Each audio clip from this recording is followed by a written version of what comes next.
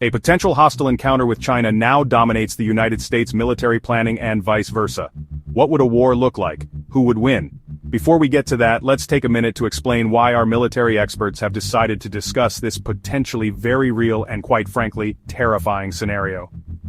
After the end of World War II and especially the fall of the Soviet Union in 1991, the United States emerged as the world's preeminent power, supreme in military, economic, technological, and even cultural influence. After 1991, the United States was so strong that some experts believed it had transcended superpower status. According to their theory, it had instead ascended into a hyperpower, a state that dominates all other states in every domain in the international system. The world had become a unipolar one, even leading some observers in the 1990s and part of the 2000s, most famously Francis Fukuyama, to declare an end of history and the final triumph of liberal democracy as the last form of human political organization. However, the 2000s and 2010s threw some cold water on this theory. Costly American military expeditions in the Middle East, the 2008 financial crisis, Russia's expansionist ambitions under Vladimir Putin, Iran and North Korea's nuclear programs, and above all, the economic and military rise of China, all undermined the notion of unipolarity. By the middle of the 2010s, the Pentagon proposed its third offset strategy, which tacitly acknowledged that the unipolar moment was, if not over, at least under threat by the emerging coalition of authoritarian powers, led by China, who were opposed to the international order led by the United States. The United States was therefore shifting its military posture away from the counterterrorism and counterinsurgency campaigns, which dominated its strategy following 9/11s, when the unipolar moment was near its height, and toward competition with, and deterrence of other states, especially China. This is why the US is currently heavily oriented toward preparing for a potential adversarial encounter with China. Let's dive into what kind of conflict might unfold, and which side could emerge victorious. We can begin with a comparison of the size of the two forces. With 1.4 billion people, China is the second most populous country in the world, having been surpassed by India in April 2023. It has the world's largest military, with almost 2.2 million active personnel. The United States military ranks third in size, with almost 1.4 million active duty personnel. When adding in reservists, the numbers increase to 3.35 million and 2.2 million respectively. China also has the world's largest navy, with 425 fleet units in its active naval inventory as of August 21, 2023. This number excludes smaller patrol ships and other auxiliaries, presumably its huge fishing fleet that has acted as a de facto maritime militia in disputed waters. Meanwhile, the United States Navy has 243 units in its active naval inventory, excluding smaller patrol ships and other auxiliaries. The United States has the world's largest air force, with 5,217 active aircraft as of 2022. China ranks a distant third with 1,991. When counting the total number of military aircraft with all branches combined, China's numerical disadvantage in the skies becomes more pronounced, as the United States has 13,247 aircraft among all of its military branches, while China ranks a very distant third at 3,285. When it comes to air power at sea, the United States Navy has 2,464 aircraft, while China's People's Liberation Army Navy, PLAN, has only 437. This is an important distinction, and reveals that many of China's advantages are only surface deep. The numerical difference in the makeup of the two forces is important. A war between the United States and China would take place in the area close to the Chinese mainland, in the territory around the First Island chain, a string of countries that stretch from Japan to Indonesia. China would be able to concentrate all of its resources there, and its supply lines would be much shorter. In contrast, the United States has global commitments, with Russia exerting pressure on Eastern Europe, Iran, and its allies in the Middle East, and North Korea on the Korean Peninsula. All of these hotspots demand America's attention. The United States would also need to ship its supplies and replacements across the Pacific. These supply lines would be long and vulnerable to attack, the tyranny of distance. The United States has qualitative advantages, however. China's army has not seen major combat operations in almost half a century. The last time was in the Sino-Vietnamese War of 1979, where the PLA had a poor showing indeed against the Vietnamese. In contrast, the United States military has had decades of combat experience, and a buildup of institutional knowledge that the PLA simply does not have. It has more experienced soldiers, sailors, marines, and officers. The Chinese military has engaged in a large buildup and conducted extensive drills and war games with partners such as Russia, but there is no substitute for the real thing. Russia's poor performance in Ukraine shows that, and its armed forces had more experience than China's currently does. The United States Air Force not only has numerical superiority over the People's Liberation Army Air Force, but a qualitative advantage in those planes, although it may not seem this way at first. China has one fifth-generation fighter jet, the Chengdu J-20. China may have over 200 of these in service, a number which could hit as high as 1,000 by 2030 if current production rates continue. It may also have over 240 of the advanced fourth-generation plus J-16 fighters in service. This is a formidable force for the PLADF. In contrast, the United States has only built 187 of its best fifth-generation fighter jet, the F-22 Raptor. The last one was delivered in 2012, and the Air Force has no plans to order any more. However, the United States can supplement the extremely high-quality Raptor with the fifth-generation F-35 Lightning II. Over 960 F-35s have been delivered as of August 2023. The United States also has thousands of advanced fourth-generation fighter jets like the F-15 Eagle, F-16 Fighting Falcon, and F-18 Super Hornet available, and all of them come with better trained and more experienced pilots than their Chinese counterparts. Although China has closed the gap, the United States is still supreme in the world's skies, and in an all-out air battle, the Americans would eventually establish air superiority. The war at sea is also not favorable to China. The People's Liberation Army Navy may have a bigger fleet in terms of sheer numbers, but the United States Navy has purposely chosen to pursue a different strategy than its Chinese counterpart. Numbers aren't everything. Many of the Chinese vessels are small and would prove relatively poor in a military confrontation. In contrast, the USN operates sturdier, more powerful vessels. For example, the plan has 3 aircraft carriers, only one of which uses a modern catapult system.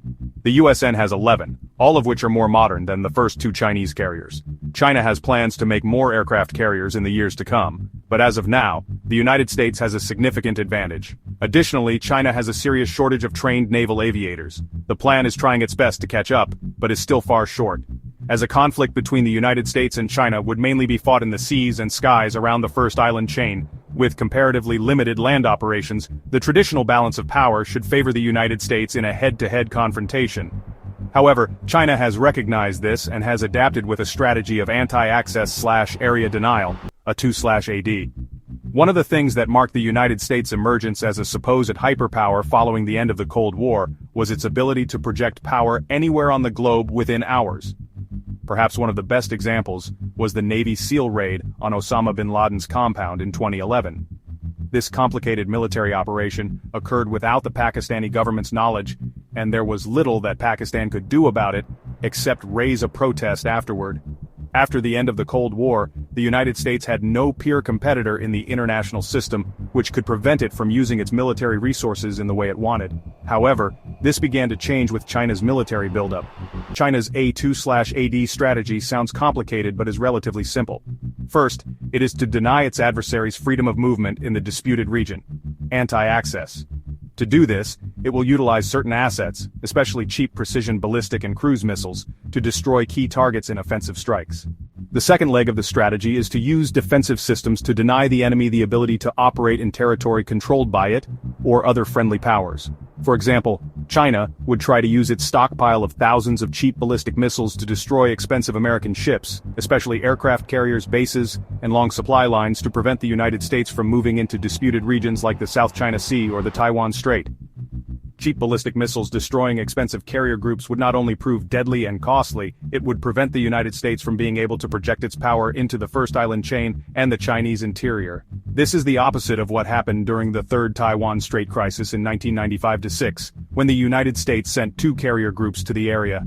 The Chinese did not have the resources to deal with this projection of American power and had to back down. The story would be very different today, and the move far more dangerous on the part of the United States.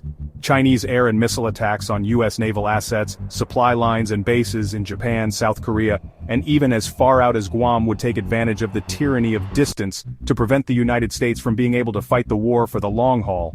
The United States might be able to establish air and naval superiority with its higher quality planes and ships in a confrontation, but it could have a hard time replacing losses and bringing more resources over.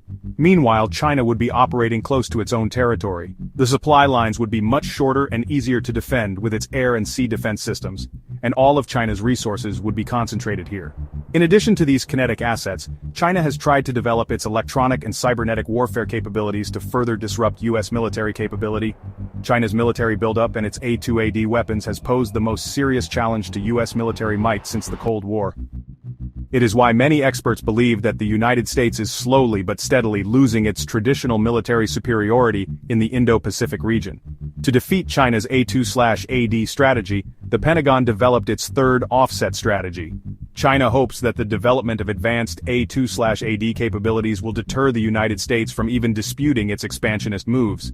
This is why for the Pentagon it is important to maintain forward presence capability. It must be able to defeat the attempts to impede the movement of American military forces and surge them forward in a combat-credible posture. According to the U.S. Army's Center for Lessons Learned, the third offset strategy involves forces that are or can rapidly get forward, survive a withering Chinese or Russian assault, and blunt the adversary's aggression. It is almost reminiscent of a boxer trying to duck and slip past a barrage of long jabs to get inside his opponent's range and deliver power blows. The United States is currently developing technologies to better prepare it to pursue this strategy. For example, these new technologies would involve better artificial intelligence to enable human officers to make faster and more informed decisions.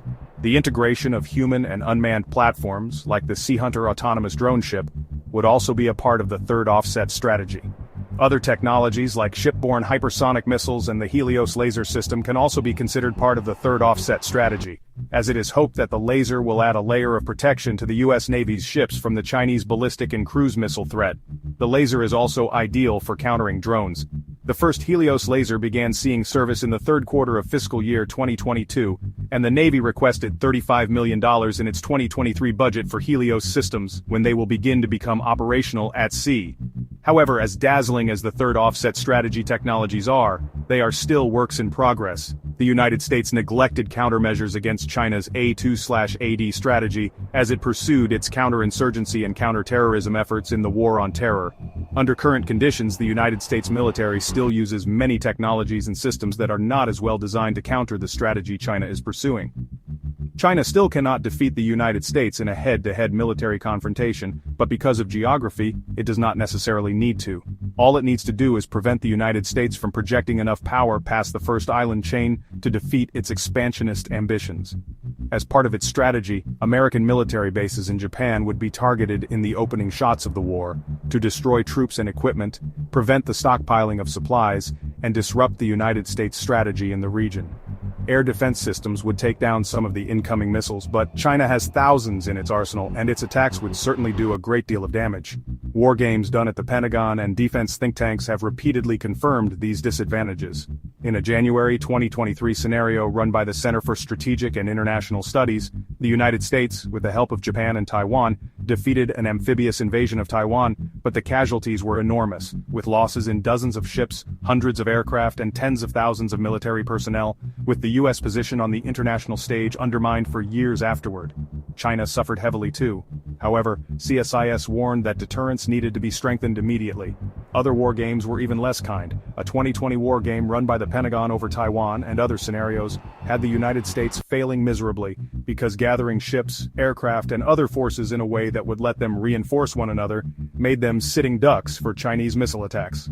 To make matters worse, the United States lost access to its electronic networks from the get-go, upending the information dominance strategy it has used so successfully, starting in the Gulf War. In response to the 2020 war game, the Pentagon is looking to shore up its contested logistics, possibly through the use of rockets to fly above the war zone. It is also looking to find ways to aggregate firepower virtually, rather than physically. Then Vice Chairman of the Joint Chiefs of Staff General John Hyten said of it, "You have to aggregate to mass fires, but it doesn't have to be a physical aggregation. It could be a virtual aggregation for multiple domains. Acting at the same time under a single command structure allows the fires to come in on anybody. It allows you to disaggregate to survive." He admitted this was exceedingly difficult to do, however. Finally, the United States would need to improve the defenses of its networks against hackers with a hacker-proof combat cloud. For now, though, these things are only speculation. What is not, however, is the United States' advantage in submarine warfare. China's missile capability has made it increasingly dangerous for the United States and its allies to project power behind the first island chain with surface ships. But the submarine force is much better protected. This is why China raised such a big protest about the AUKUS deal that would give Australia nuclear-powered submarines. Submarines are ideal for the implementation of the United States' third offset strategy. American nuclear-powered submarines can operate for months. They are quiet and dive deep, making them difficult to detect. They can also launch conventional or nuclear-armed ballistic or cruise missiles to strike sensitive targets. The United States submarine fleet would make any invasion of Taiwan or other amphibious operations in the first island chain a costly proposition for the Chinese military. The presence of these submarines also gives the United States significant conventional or nuclear first strike options to attack targets on land, such as Chinese military installations, which house the ballistic missiles that are such a threat to surface ships and land bases. China's plan is trying to close the submarine gap. At the moment though, the bulk of its underwater fleet consists of diesel-electric submarines. They are quieter than nuclear submarines when running on electric power, but must surface to charge their batteries and are much louder when running on diesel power during this process. As of March 2023, China has a fleet of 56 submarines, but only 6 of them are nuclear-powered. The disparity means that the United States can carry out stealthier and longer operations under the water than China's Navy can. If a war did break out between the United States and China, the U.S. submarine fleet would swing into action and attack Chinese naval assets, land bases, and shipping. The latter is especially important and reveals the United States' ace in the hole. China depends heavily on foreign food and energy imports. From its perspective, China's attempt to expand its influence in the South China Sea can be seen as an act of self-preservation. Critical shipping routes worth trillions of dollars go through these waters. Whoever controls them not only controls those dollars, but the ability for the countries in the area to access the resources. If China succeeds in closing the South China Sea shipping lanes, Japan, South Korea, Taiwan, and other American allies in the region would have a far harder time importing the resources they need. The same principle applies with China, however. A blockade of strategic shipping lanes such as the Strait of Malacca and the Strait of Luzon would cripple the commerce China depends on that comes through these straits, and much of this commerce is vital for its basic needs. While some of the Chinese missiles can reach that far, the assets being used to enforce the blockade would be better protected by distance and have more time to react to an attack. China is testing hypersonic missiles and is regarded as being ahead of the United States in the race for these weapons that would help its offensive reach. However, they are not ready for prime time and have not been widely deployed in the Chinese military yet. China would also greatly risk its naval and air assets in an attempt to disrupt the blockade. It would be the type of head-on confrontation with the United States Navy and Air Force that would put the Chinese military at a disadvantage. China may be the world's largest manufacturing nation, but it is still unable to feed or fuel itself, while the United States can. This would be the ultimate disadvantage in a wartime scenario, reminiscent of Germany's geographical disadvantages in World War I, when the Allied blockade deprived Germany of resources and slowly strangled it into starvation and submission. In a full-scale war, the United States would attempt a similar strategy. While China's missiles would ensure that the United States could not pull off a blockade in the same way the Royal Navy did in World War I, China would still be hard-pressed to break through it. So while the United States would be in danger in a confrontation in an area like the South China Sea or in the Taiwan Strait, it would not necessarily need to go there until China is steadily worn down by the blockade and attrition. The United States still has and always will rely on its alliances as a force multiplier. Japan, South Korea, Australia, and the Philippines are all treaty allies. Thailand is technically an ally as well, and Vietnam, India, and Indonesia are increasingly seen as key partners in balancing Chinese influence. But those alliances are only useful if the US military can show up in time and survive the first wave. That's why the Pentagon is investing in distributed operations. Smaller, faster, harder to hit forces spread across dozens of islands and mobile launch platforms. Think of it as replacing a few big bullseyes with hundreds of smaller ones. It's also why the Navy is investing in autonomous drone ships, and why the Air Force wants new stealth bombers, tankers, and logistics planes. The future of warfare may depend less on raw power and more on adaptability, on who can survive the chaos of the first few weeks and still fight back effectively. In short, both sides know the stakes, and that's what makes this new Cold War so dangerous. Because unlike the old Cold War, where both superpowers had buffers between them, today, Chinese and American forces operate shoulder to shoulder in places like the Taiwan Strait and South China Sea.